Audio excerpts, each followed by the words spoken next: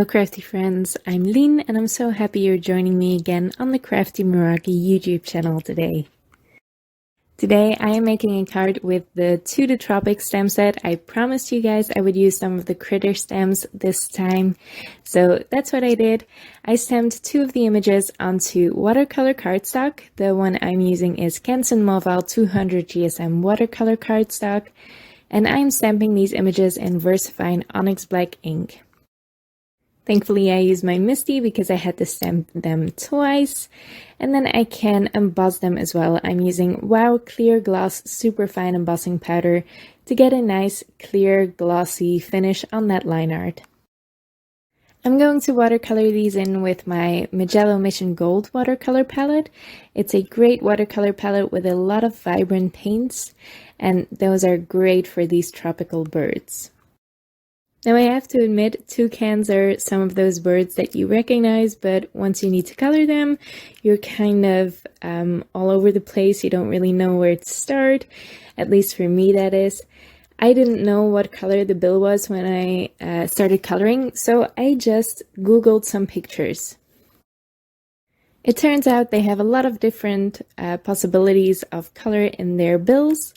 And some of their faces, the ones I colored orange and then faded out into white, they also have different colored faces.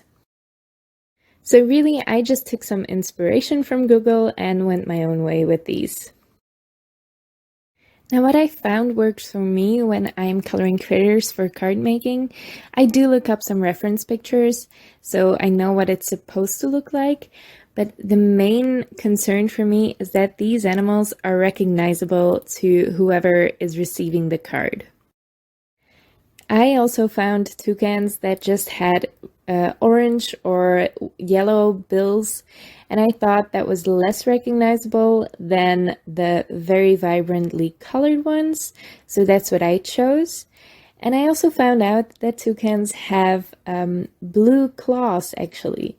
So that's pretty interesting. It looks really cool in the pictures, but I didn't think that would stand out nicely against the black I'm using for the rest of the toucans. So for their feet, I am just going to use yellow. This is obviously wrong, but again, I just want my bird to be recognizable. I don't want it to be super accurate or anything. I just want it to look nice on my card.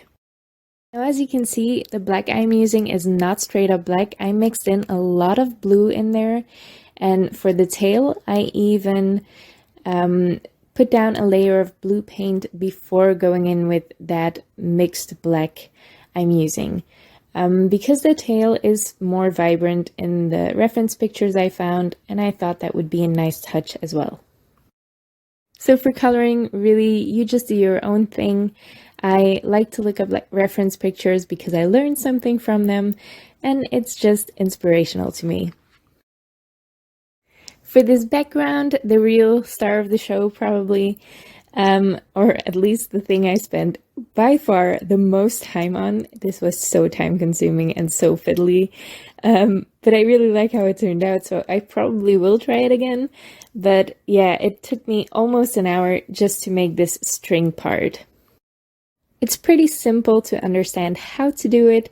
It's another thing to actually do it. So I'll just give you some tips along the way.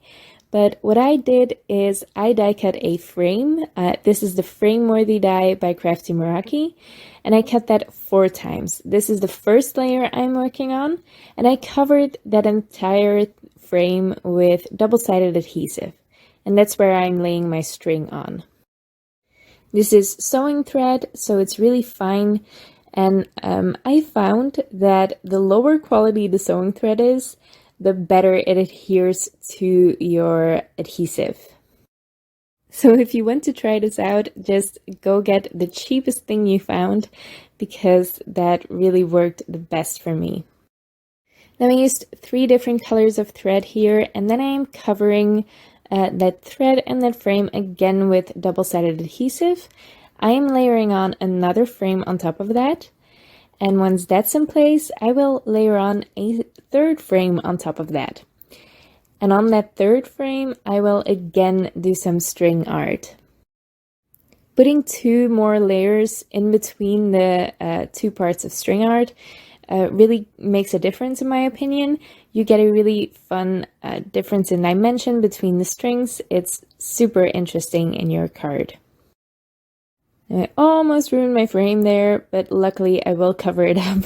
So I'm just going to rip up that double-sided adhesive again and put another piece down. And then I will go over all of the strings I did in the opposite direction. So I'm doing diagonally, I'm doing everything diagonally because it's less obvious if you don't have it straight. So yeah, if you're doing anything stripes by hand, I recommend doing it on a diagonal because any mistakes or any unevenness will be far less noticeable.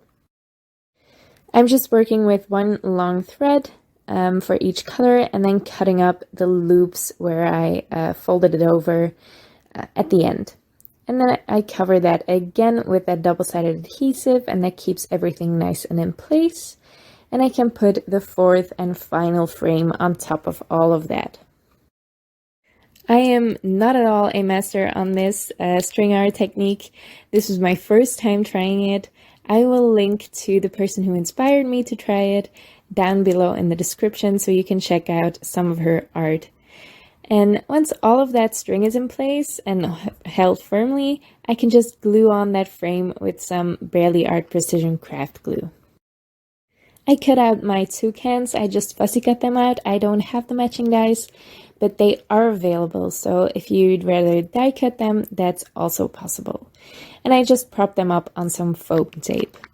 For the matching envelope, I'm keeping things super easy. I'm just using some pattern paper that I had lying around. And I'm folding that with my We Are Memory Keepers 123 punch board.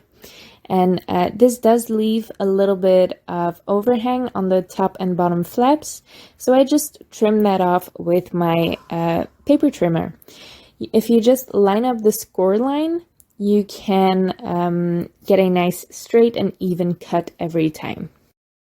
I will also leave a link in the description to a calculator that lets you figure out how to make an envelope for any size card you've made with this punch board.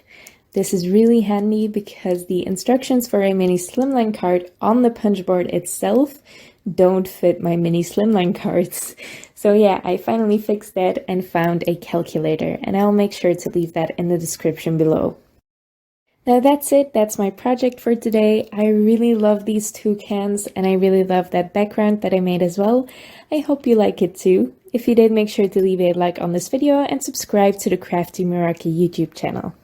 I would also love to chat with you in the comments below if you have any questions or any suggestions for what you would do with these string art backgrounds or these toucans. I'd love to hear it. Thank you again so much for watching, and I will see you next week with another card.